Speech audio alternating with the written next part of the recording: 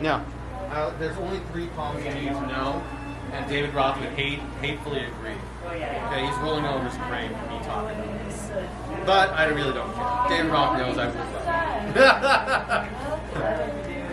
So there's only 3 palms you need to know. Let me put these back on these. Okay?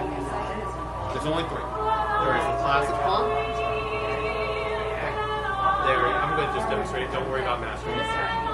Finger palm. This is the very first one I learned. You can either have it in high phalange position, which is right here, second, third finger in high position, or if you want, you can have it in lower position. Whichever feels more comfortable for you. When producing coins, this one's a little more difficult. But this one's a little easier just because and then the final one is the palm. A rare one, barely used, but it has great. I mean, it's like when you need it, this palm is what gets you out of the jam every single time. It's just, I love it. Yeah, so it takes about 3 weeks to get used to it. What you're doing is you're building the muscle memory. I'm going to give you a general guidance, and then you eventually find you will develop. I'm going to be just truly honest. Occasionally develop a little bit of purple, and it'll go away. It's just the calluses and bruising to make sure you can hold it for the long term. I can hold this coin comfortably for at least 45 minutes to an hour if I'm allowed. So what helps? I'm going to try to give you all the tips real fast. What helps? The first thing is shoving it as hard as you can into your palm, so you find real quick where it really rips. So you can rip, and then you learn real quick where it is. It won't hold there, but that's the true nature. Okay. Now I want to just leave it in your palm. Yeah, leave it in this position for like half an hour, a day, and you can do this while watching a movie. Just watch a movie. Just leave it in your palm. Falls out, shove it back in. Yeah, don't worry, it happens. Just have it in there, and eventually, yeah, don't worry. Most don't start with starfish claw, okay? That's how we mostly start out. Because it's so hard to keep it in there, that's why we plug it. But once eventually you get it, then you can actually have a lot of free nature with it. Because the angles if you're standing are great, if you're sitting, they're bad.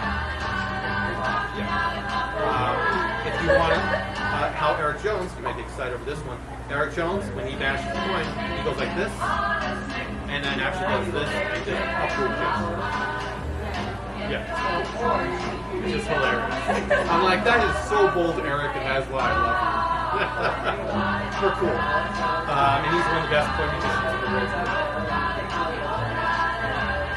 And he's cool the best. Yes. No.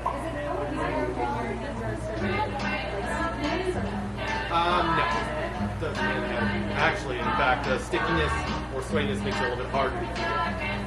So, I also watch the videos occasionally and then try it. But we do what we can. Okay? I just start with the classic palm. We mention it, then we forget about it, and then when we do movies or whatever, then we can just do it with it. Keep it in the palm. Just practice, and eventually your hand will say, oh, what's cool, it's adapting. This is your hidden trait you never knew you could do. And it's like, whoa, I never knew it could classic palm.